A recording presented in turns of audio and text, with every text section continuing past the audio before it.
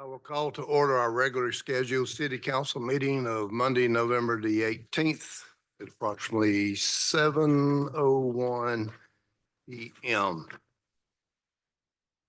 Let the records reflect that all members of council are present in person tonight.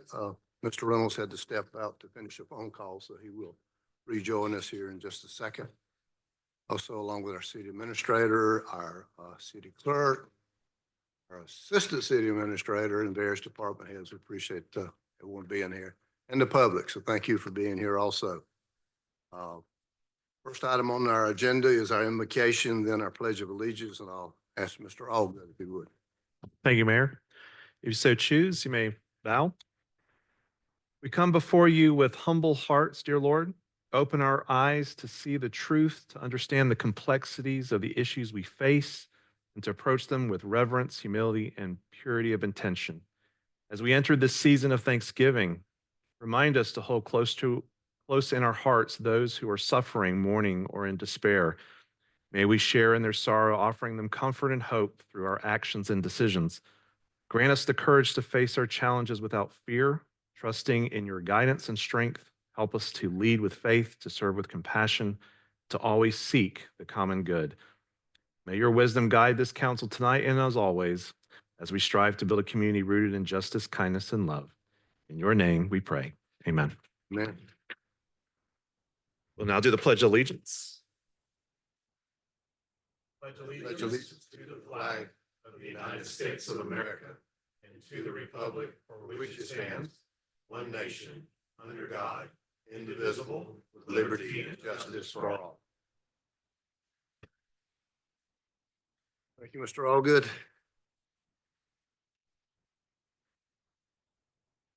Next item is proclamations and presentations.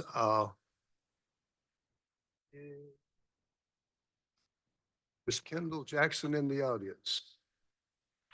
All right, you join you down front, Mr. Allgood.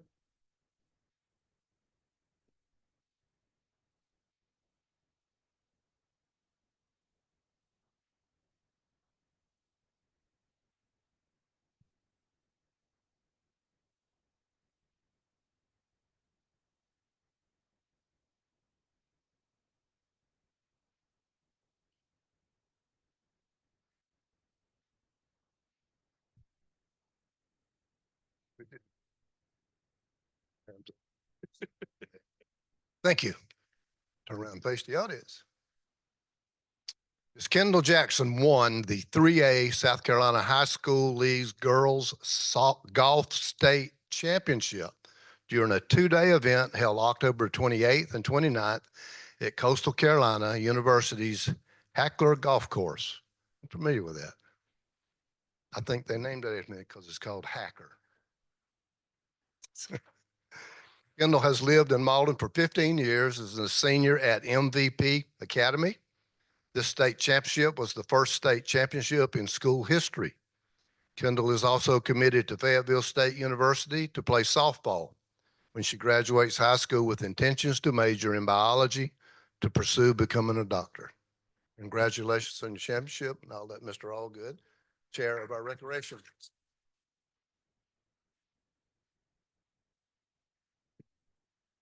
Now it's for the photos.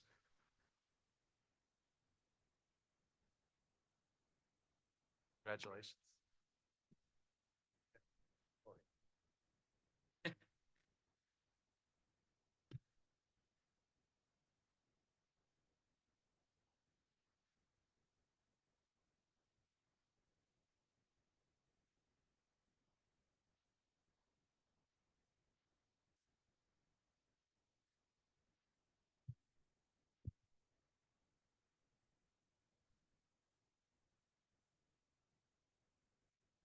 Okay. Council, you'll notice in your packet, we also have another 5 proclamations. So in the search for brevity, I'm going to recap most of those. They've been before us before, and I know we have a audit presentation, so to give them ample time, you'll allow me to do that. Our first one is a proclamation on the history and culture of our great nation have been significantly influenced by the American Indians and indigenous peoples. So now therefore, I, Terry Merritt, Mayor of the City of Mauldin, South Carolina, do hereby proclaim November as National American Indian Heritage Month in the City of Mauldin and urge the citizens of Mauldin to join me in this observation, 18th day of November, 2024. Also, along the same lines of things that are impacting our nation, a proclamation for communities across America that have been plagued by problems associated with illicit drug use and those that traffic them. And if you realize the red ribbon has been chosen as a symbol commemorating the work of the Enrique Kiki Camarena, a drug enforcement agent who lost his life in the line of duty and believes that one person can make a difference. Now, therefore, I, Terry Merritt, Mayor of the City of Mauldin, South Carolina, do hereby proclaim October 23rd through 31st, 2024 as Red Ribbon, Red Ribbon Week in the City of Mauldin and urge the citizens of Mauldin to join me in this observation, signed this 18th day of November, 2024. Another proclamation, whereas the government of Mauldin, South Carolina celebrates our local small businesses and the contributions they make to our local economy and community. So now, therefore, I, Terry Merritt, Mayor of Mauldin, South Carolina, do hereby proclaim November 30th, 2024 as Small Business Saturday and urge the residents of our community and the communities across the country to support small businesses and merchants on Small Business Saturday, celebrating its 15th year in 2024, and shop small throughout the year. Also, proclamation November 21st, 2024 is World Pancreatic Cancer Day in the City of Mauldin. Therefore, be it proclaimed that Mayor Terry Merritt designates November 21st as World Pancreatic Cancer Day in the City of Mauldin, South Carolina.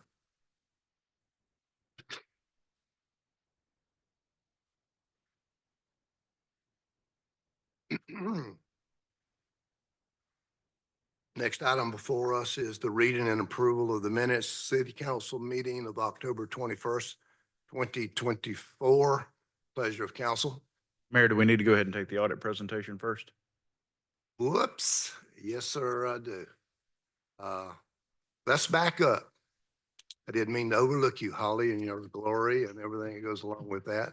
So who would like to introduce the audit presentation? Holly or Mr. Duncan? Or just come on up. Just press the button. Be sure it's green there as we're recording this. Got it. Good case. Good evening, Mr. Mayor and council members. My name is Michael Slapnick with Scott and Company. Should be a little bit familiar with my face. I believe this is my third year presenting for the audit. Third year out of a 5-year contract. And we're just appreciate the opportunity to work with City of Mauldin. Like to thank the entire accounting staff, Holly, Jennifer, Sandra. They're very much in tune with your financial statements, and we very much enjoyed working with all of them. I'll just start off by saying the city is in very solid financial condition, and I'll briefly review some of the highlights. First of all, congratulations also to the city on receiving the Certificate of Achievement for Excellence in Financial Reporting for fiscal year 23. This requires the city go way above and beyond in preparing your financial statements, and we'll anticipate receiving that award again for fiscal year 2024. Our audit report basically is what you're paying us for, is our opinion that those financial statements are fairly presented in all material respects and in conformity with accounting principles generally accepted in the United States of America. And this is the highest level of assurance we can give that the financial statements are fairly presented. Just like to remind you, it's not absolute assurance. We can't audit every single $5 transaction you have for the year. But as you know, we audit samples to take assurance that the population as a whole is fairly stated. Your government-wide financial statements, statement of net position reported approximately $104 million in total assets. Total liabilities, we're around 40 million, which leaves around 64 million in net position, which is great. Your statement of activities reports your revenues and expenses, and the total increase in net position revenues over expenses for fiscal year 24 was about 12.3 million. I know you also pay a lot of attention to your general fund, and so to speak a little bit to that, your general fund reported total assets of approximately $30 million at June 30, 24, liabilities of approximately 18 million, which leaves a fund balance of around 12 million. And 9 million of that is what we call unassigned, so not restricted for any specific purposes or anything like that. You also have enterprise fund statements, and so those are your business type activities. Basically, you have a sewer fund and your property management fund. The enterprise funds are also healthy, with total current assets exceeding total current liabilities by about 2 to 1. Going through the footnotes, we're in a whole lot of new standards to implement this year, but just want to make sure you know that we do keep abreast of those and make sure that Holly is aware of them and make sure we get those implemented into your financial statements. I'd point out that you issued no new debt this year, which is always a good thing. And you also paid down your existing debt by approximately $1.2 million during fiscal year 24. That's pretty much what I plan to cover. Try to keep it a little more of an overview. I think I got a little feedback that maybe I spoke too long last year. So just try to keep it brief. I know you have a very, very busy agenda this evening. Again, just want to close by saying congratulations on a great year financially, very successful. And we haven't quite wrapped up the audit and final. As you know, we present a draft, and then once we have your approval and such, we can do the what we call the management representation letter. And then once we have that, we'll issue the audit final.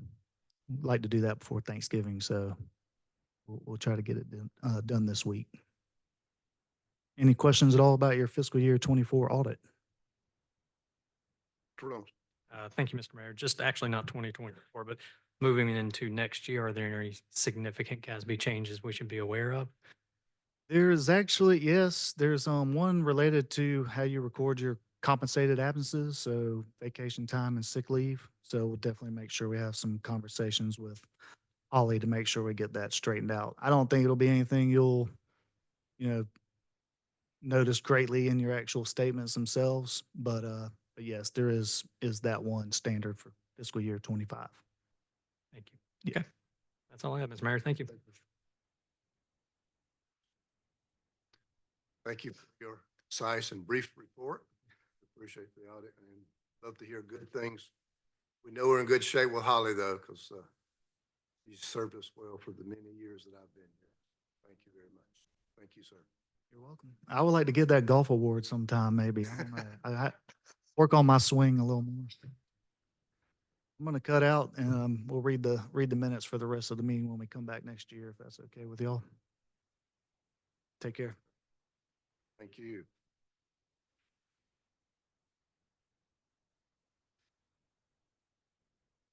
Now, reading and approval of the minutes, City Council meeting of October 21st, 2024. Pleasure of council.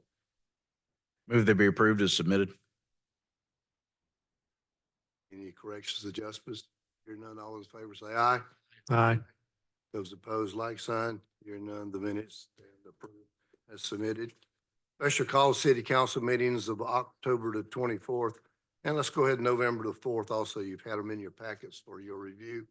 Any corrections, adjustments that you see in there? Additions? Hear none, we accept them by proclamation. All those in favor say aye. Aye. Those opposed, like sign. Hear none, minutes stand approved.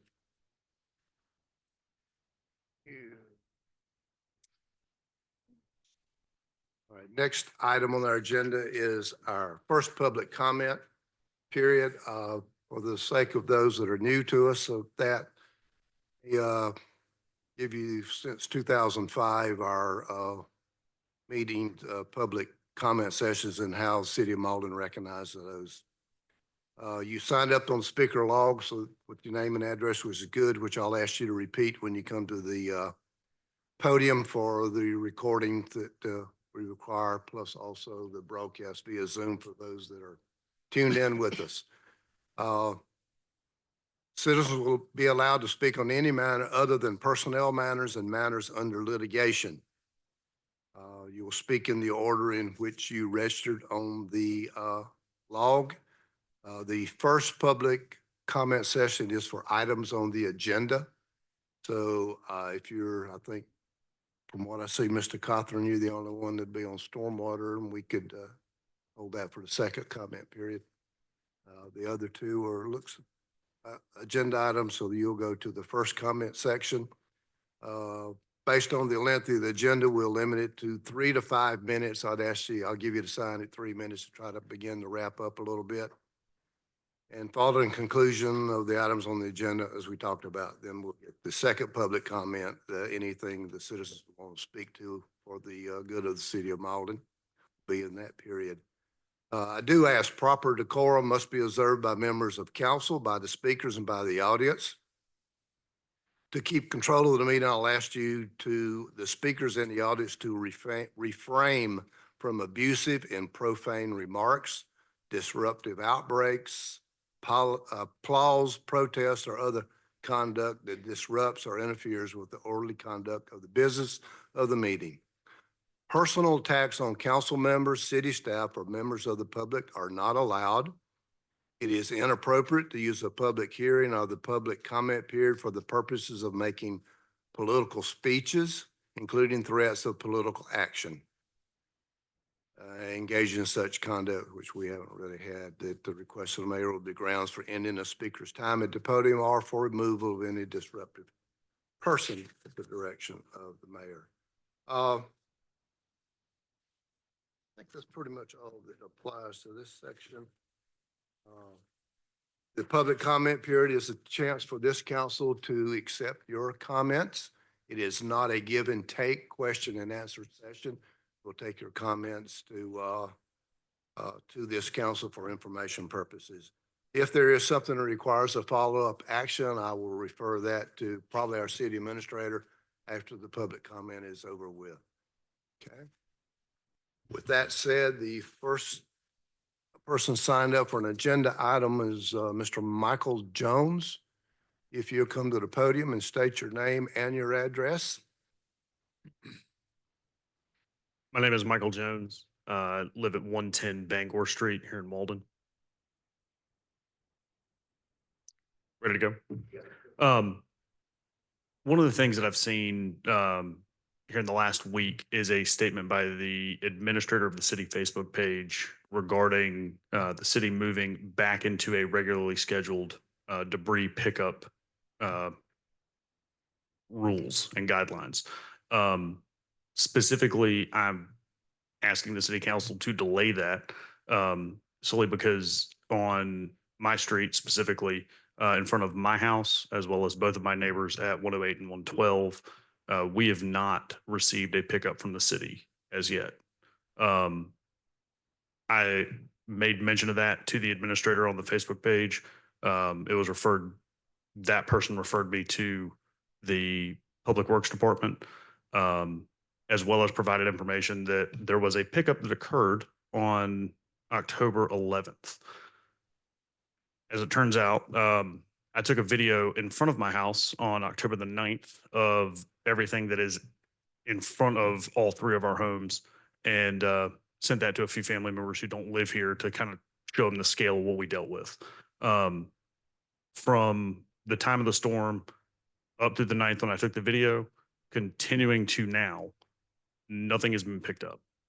And my concern is that if nothing is picked up and we move back into standard debris pickup guidelines, I'm going to be left holding the bag for two very large oak trees that fell from my neighbor's house into my yard, as well as two poplar trees that those oak trees took down, and nothing has been done.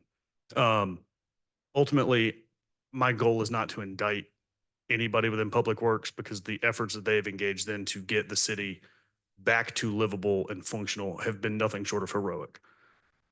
More than anything, I just wanted to make someone aware that this was still an issue.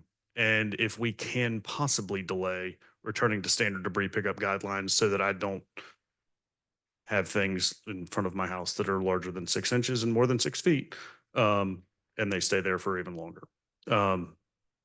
If at any point, you know, if at any point somebody within city administration wants to have a conversation with me, I'm going to stay for the whole meeting, or, you know, whatever else we need to do. But largely, that's what I wanted to come in front of the city council for. And I appreciate your time. Mr. Jones, Thank you. anyone have any questions for Mr. Jones? Not necessarily for Mr. Jones, but for our city administrator. Have we looked back to see if perhaps, I mean, he's mentioning that the debris that was out there on October 9th, Yes, sir. well, it was still there October 11th. Yes. So is there a chance that it just could have been a missed street? Or could it be a situation where it was just even too large for our emergency pickup? Let me look into that for you, but I'll get Mr. Jones' contact information and we'll make sure we touch base with him tomorrow. Thank you. That's what I was, you'll be sure Mr. Duncan has your contact information. He can follow up with you on that specific one. Certainly. When I step away from the dais, do I need to press the power button? Just leave it on. Cool. Thanks, everybody. Thank you. I need one.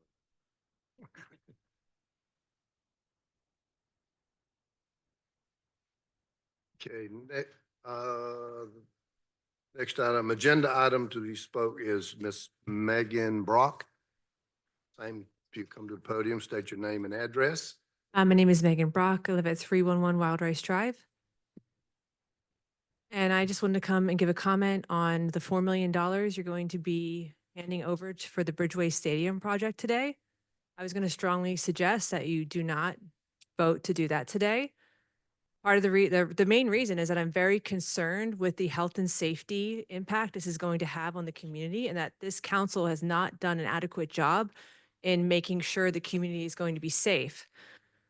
Reading through, I appreciate that I was provided a copy of the lease that was signed on October 24th. I will bring up again that that was signed very quietly. It was not made public. If you read the agenda items, it was not clear on the agenda items that this was being addressed. And I would further state that the community was hit very hard from the hurricane. So people were preoccupied with fixing their homes, the debris on their front of the yards, to really be paying attention that you're pushing behind closed doors a project that was not popular with the community.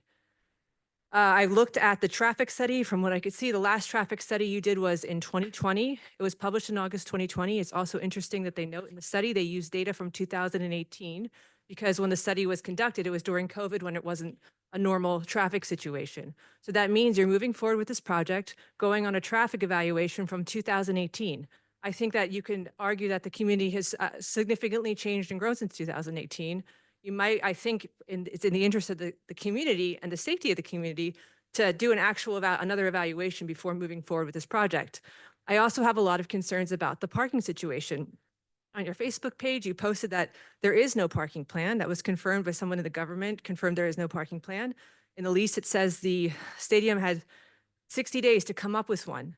So this is a 10,000 person stadium. A conservative estimate of cars that's going to be brought to the area, and 10,000 person seat stadium, I think about 3,000 cars, right?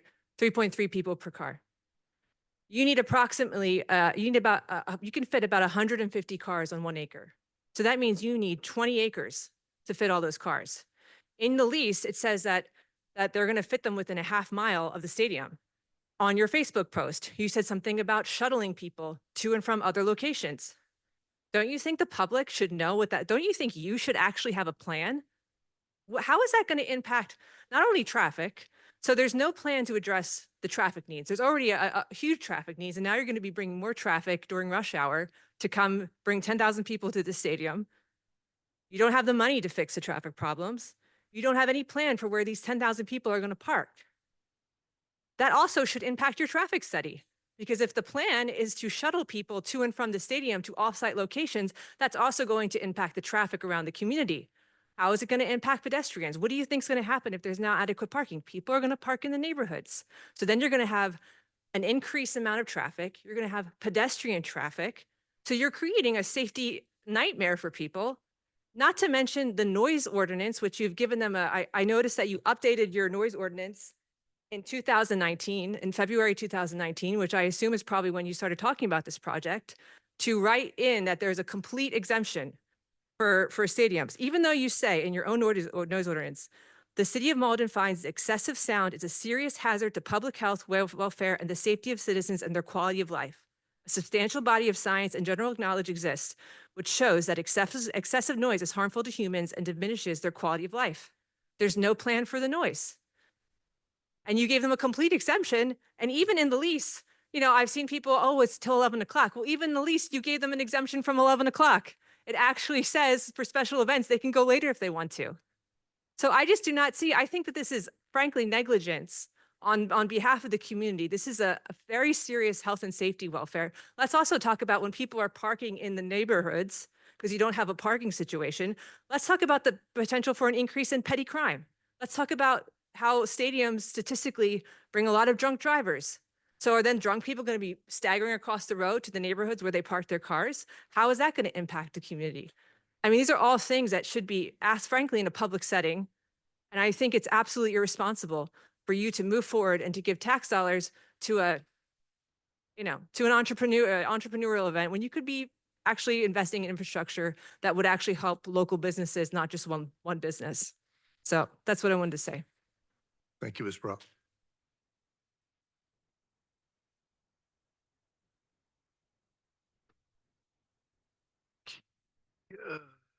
Next item is our report from our city administrator, Mr. Duncan. Thank you, Mr. Mayor. There we go. So just a few items tonight. Battling a head cold, so sorry about the issue, my voice and all that. So wanted to update council on that Greenville Legislative Delegation Transportation Committee, or GLDTC, contractor for the municipal match resurfacing program for fiscal year 23 and 24, recently completed the repaving of several streets within the city. Sections completed included 1.27 miles of residential streets along Sweetland Court, Middleton Lane, Newcomers Court, Setters Court, Sickle Court, Ashwood Avenue, and Mapleton Drive. As you may recall, FY23 funding was combined with FY24 funding due to the rapid increase in paving prices over the last several years. City continues to contribute more than $300,000 in funding annually towards the C Funds funded resurfacing program and have submitted 15 road segments, or just over 3 miles, for funding consideration in the 24-25 funding cycle. We should learn in the coming months exactly how much will be allocated from the county and how far our resurfacing match will go. Speaking of roads, with the defeat of the county's capital penny sales tax initiative, staff have begun exploring alternative methods for infrastructure improvements that are needed throughout our community. As council knows, the city does not receive a dime in federal or state gasoline tax revenue and therefore must cooperate with other partners or initiatives to see needed improvement.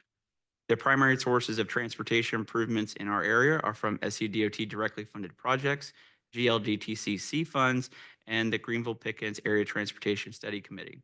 Projects currently underway or under development include building a better Butler, which is East Butler from 276 to Bridges Road, which is a road paving, adjustment, stormwater, and a multi-use path project, and Highway 276 repaving from the city of Greenville to Forester Drive. Staff will continue to work with county and state regional partners to address our transportation needs. I also wanted to spend a few moments on storm debris pickup as it continues throughout the city. To date, our crews have collected more than 2,000 tons of storm debris and are close to completing the first full sweep of debris pickup through all zones. To help our crews remove debris as quickly and as efficiently as possible, we ask that residents cut their remaining storm debris to lengths and widths that are more easily able to be accommodated, roughly no larger than 6 feet 6 inches round, and things that allow our equipment to be able to quickly and efficiently pick up the debris that still remains. Root balls will not be picked up by the Public Works crew, and debris piles should be free from any building materials or other non-vegetative debris. Also, it's just a reminder, as if work is being done or has been done by a contractor, the property owner needs to ensure the contractor removes the debris. Since November 1st, we've been trying to get the message out that Public Works does not have the equipment or capacity to pick up extra large material. but it is making the job of clearing right-of-ways more difficult and time-consuming, as it is maxing out loads with massive trees or requiring crews to take extra time to trim down material. So any help we can have out there will help us expedite this process. While we used external contractors initially for emergency right-of-way clearing, we only have our standard boom trucks and knuckle claws available for debris removal operations. We appreciate the public's continued patience and cooperation as crews work diligently to clear the massive amount of storm debris from all of our zones. Also, we have received several inquiries regarding FEMA contractors, or FEMA assistance. To help clarify all of it, all debris picked up within the city to date has been at the expense of the city through hired contractors or public works staff directly. FEMA is not running or supporting a debris removal program in the city, to my knowledge. The city has applied for a public assistance grant through FEMA to recover the costs associated with debris removal, but that application is still pending. Despite numerous attempts, we have not had any direct contact with FEMA officials regarding the city's application and are working with the county and state partners to expedite our application. Though we are tracking our expenses related to storm recovery operations, we do not have a timeline for when our funding assistance will be approved and when eligible expenses will be reimbursed. We will continue to update council and the public as more information becomes available. Lastly, I wanted to mention that we've got a lot of fun holiday events and other happenings throughout the city of Mauldin and at the Mauldin Cultural Center. So we ask everyone to kind of be aware of that by checking out our Facebook page and, of course, the City of Mauldin's Cultural Center's page, which is mauldinculturalcenter.org. And that's my report. Okay. Next item, reports from our standing committees, Economic Planning and Development, Mr. Matney. We have no report at this time, Mayor. Sir. Public Safety, Ms. King. Thank you, Mr. Mayor. I just want to take a moment to recognize Mauldin Police Explorers Post 2228 that spent this past weekend in Lawrenceville, Georgia, where they competed in 10 different competitions. They placed first, second, and third in various competitions, but overall finished in first place.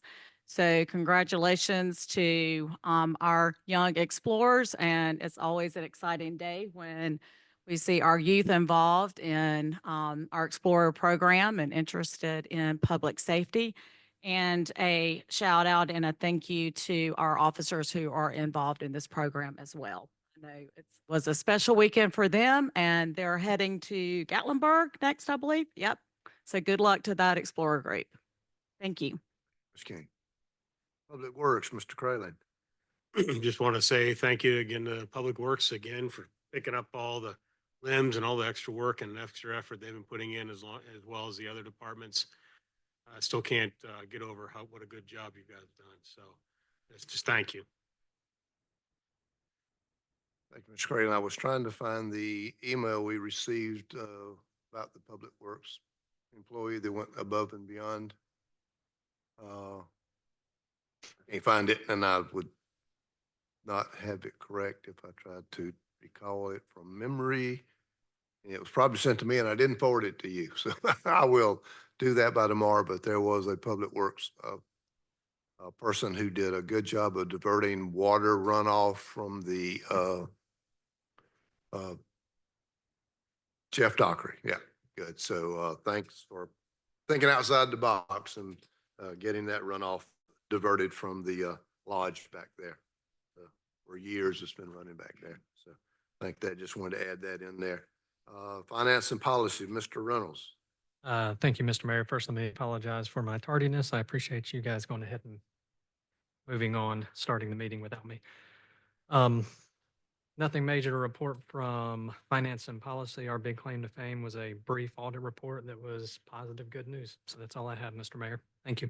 Thank you, Mr. Reynolds. Recreation, Mr. Allgood. Thank you, Mayor. No report at this time. Sir. Building Codes, Mr. Steenbeck. Thank you, Mayor. Just wanted to call out and remind everyone what we learned during committee meetings is the work of our building inspectors has gone well, and we've seen a lot more inspections passing on the first inspection due to their cooperation, and that's good news. Keeps things moving along. So appreciate them and their hard work. Thank you, sir. Next item, unfinished business ordinance on second reading, ordinance 1046. Mr. Craven, you want to take that? At this time, I'd like to make a motion to pass the revision to the utility ordinance, chapter 40, as stated in our documents.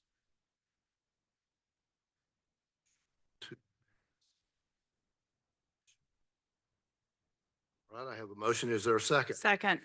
Second, Ms. King. Is there any discussion? Hearing none, all those in favor of the motion to pass the revision on section 40-8, say aye. Aye. Aye. Opposed, like sign. Hearing none, the motion carries on second reading unanimous.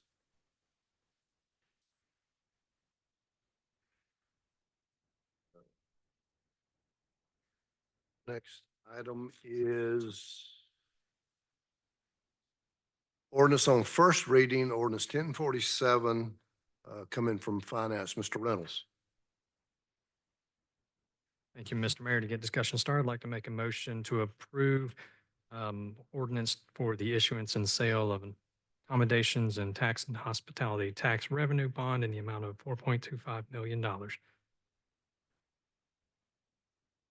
Sir, I have a motion. Is there a second? Second. Second from Mr. Matney. Yes, sir. Mr. Matney. All right. Any discussion?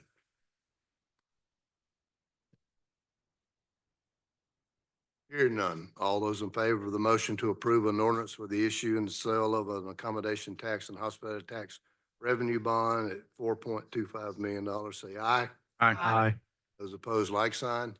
Hearing none, the motion carries on first reading unanimous. Thank you, Mr. Mayor, for pointing out that has 2 readings. Yes, sir.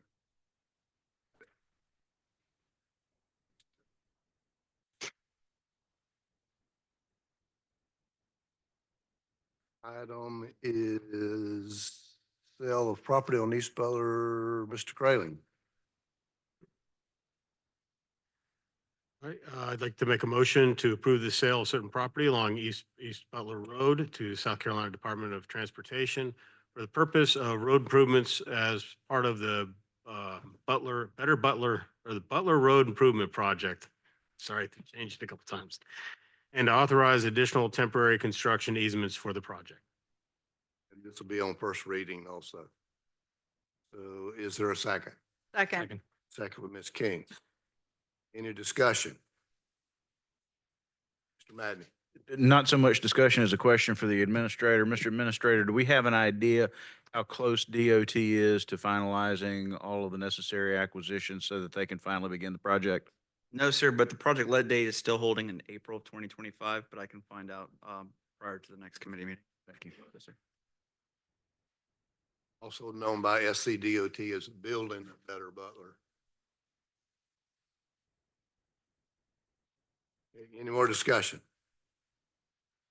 Hearing none, all those in favor of the motion to approve the sale of certain properties along East Butler Road to SCDOT for the purpose of road improvements as part of the Butler Road Improvement Project and to authorize additional temporary construction easements for the project. Again, first reading. All those in favor say aye. Aye.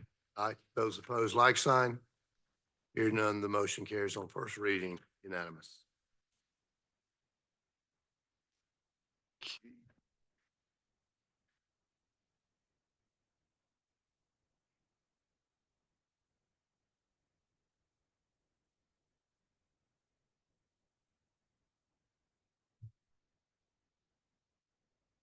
Next item before us comes as committee of the whole. I'd ask the council to introduce this via the informal method. Is there a motion? So moved.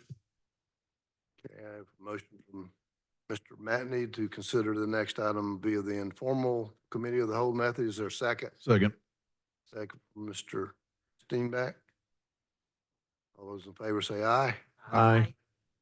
We'll consider ourselves as the committee to consider the Helene storm debris response. Page 142 in your packet. Anyone want to introduce that? That would be Mr. Crayland.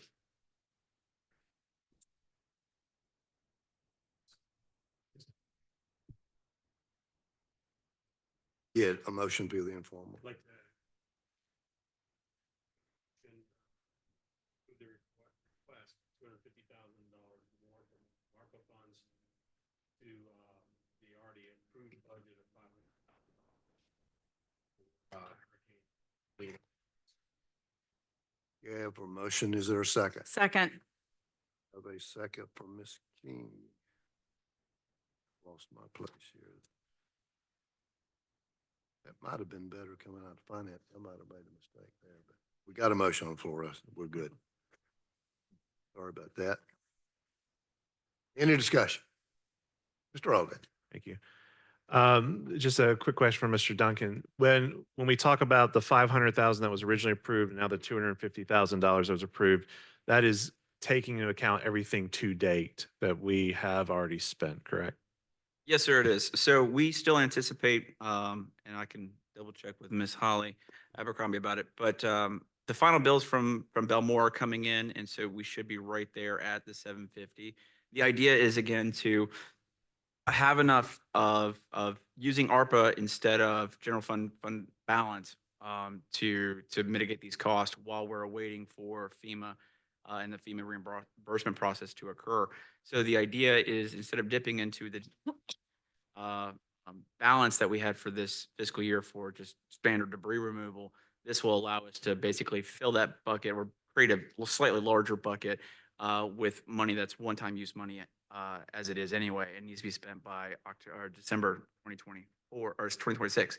So the idea would be that hopefully we'll get the application approved before the end of the year. We can start that reimbursement process, and so we'll be able to repay ourselves with those reimbursements, and then that would be then allocated or available for council to reallocate towards additional capital improvements and projects as it sees fits. But as it stands now, the idea is that we just don't want to hit the general fund that hard, knowing that we've got at least $250,000 in contracted expenses out there, maybe even slightly more, but that will clear us enough room so we're not hitting the general fund standard appropriation too significantly prior to seeing this reimbursement start. And just to reiterate what you had stated at the very beginning of the council meeting, which is we haven't heard from FEMA when we're ever going to get reimbursed for this. Right. And so this was what this a conversation we had the other week, which was, do we ask for just what we need? Do we ask for more? And the idea was we didn't want to hit the general fund too hard and dip into our fund balance, given council's decision was starting that process of looking at an H&A revenue bond. We didn't want to deplete even to a small degree, our fund balance that may jeopardize a better credit rating when we go out for that revenue. Thank you. Okay, thanks, sir. Anyone, any other questions? All right, hearing none, the motion before us is to approve an additional $250,000 from the ARPA fund to direct it to have additional funds to aid the hurricane debris removal within the boundaries of the city of Mauldin. All those in favor say aye. Aye. Those opposed, like sign. Hearing none, the motion carries unanimous. I get this committee of the whole informal method messed up sometimes, so let me give you a little bit of instructions before I ask Mr. Reynolds the next one.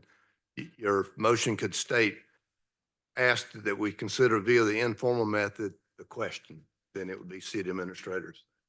That way we don't have to have a double vote on going into the informal method and then stating the motion and going into that. So if that's fully understood, I'd ask Mr. Reynolds to proceed. Thank you, Mr. Mayor. I'd like to ask you to repeat that. Yeah. All right, we are asked to consider via the informal method. Item D. Mr. Mayor, I'd like to ask for the informal method for item B, the city administrator's evaluation, To be approved. to be approved. Got it. Mr. Reynolds, is there a second? Second. Second, Mr. Matney. Now we still have discussion. Is there any discussion? Hearing none, all those in favor of the motion to approve the city administrator's evaluation, say aye. Aye. Aye. Those opposed, like sign. Hearing none, motion carries unanimous. Welcome aboard.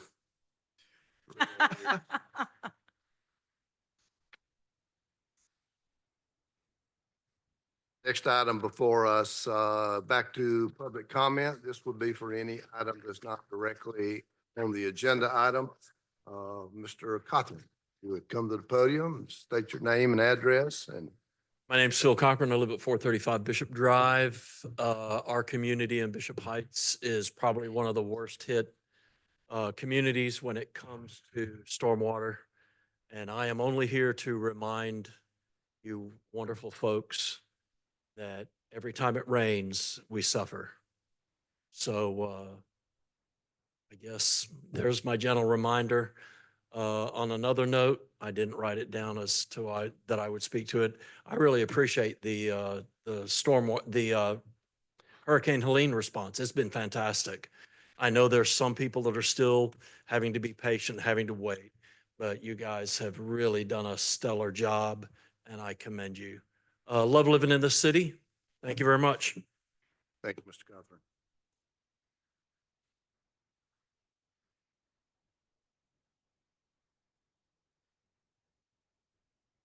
No, you had opportunity to speak on the first, what you signed up for.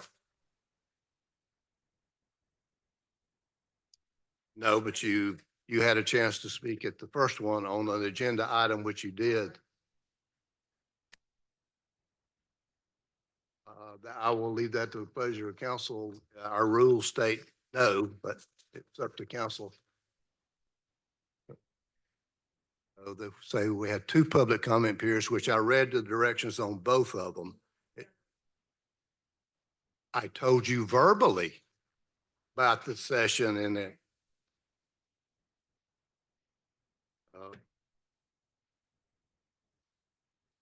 Mayor, I move we suspend the rules and provide a second opportunity for public comment period for items not on the agenda for Ms. Brock.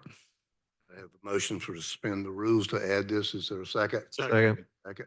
Any comment? Hearing none, all those in favor say aye. Aye. Aye. All right, Ms. Brock. I just wanted to follow up on the passing of the $4 million to the Bridgeway Stadium project.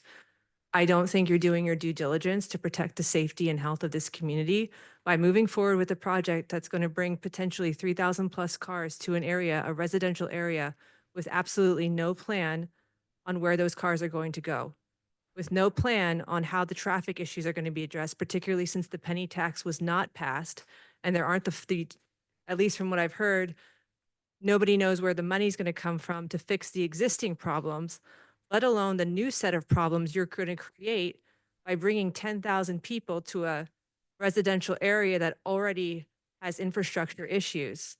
I'm very concerned about the noise. I'm very concerned that there's no limit on the noise. Even the 11 o'clock limit in the lease, you specifically say if they decide to have a special event that goes past 11, the rules are free for them. So I don't understand why residents have one set of rules and then companies looking to make a profit have another set of rules. I mean, I just would hope that you are truly care about the health and safety of the community above profits, because I mean, I was trying to find statistics on attendance for minor league soccer. They don't even really exist, but I can't see 10,000 people coming to a minor league soccer game. I'm from the Philadelphia area where there's 6 million people and they barely have, the most they've ever had one per year is 18,000 people at a major league soccer game. So I don't understand why a sport, which is less popular in the US than baseball, you have a baseball stadium with 6,700 seats. Why are you building a 10,000 seat stadium? And then 150 nights out of the year is the plan to have over 3,000 cars and absolutely no limits on the noise this generates. And you have neighborhoods all in the circle of impact. I mean, I really am concerned that you're opening up the city to litigation because you have not made any of this information public. There's been no public opportunity to ask questions and there's no plan and you're moving forward with this. So I really have a lot of concerns for the health and safety of the community. And then also for what this potentially opens up the city for litigation if, God forbid, someone is hurt and you did not do your due diligence to assure there was a solid safety plan. Thank you. Thank you, Ms. Brock.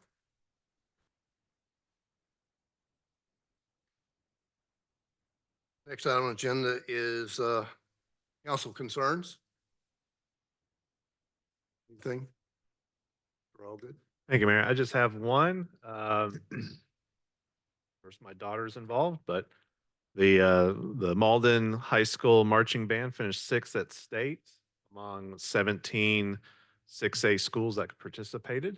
And that's considered a strong success given the fact that they were having to search for competitions due to the hurricane that came through. So just a congratulations to Mauldin High School for a good, strong finish, 6 overall. Okay, Mr. Allgood. Anyone else, council concerns? Hear none, what is here on adjournment? So moved. Second. Second, Mr. Steenbeck. Motion by Mr. Madden, second by Mr. Steenbeck. Any discussion? Hear none, all those in favor of adjournment say aye. Aye. We stand adjourned.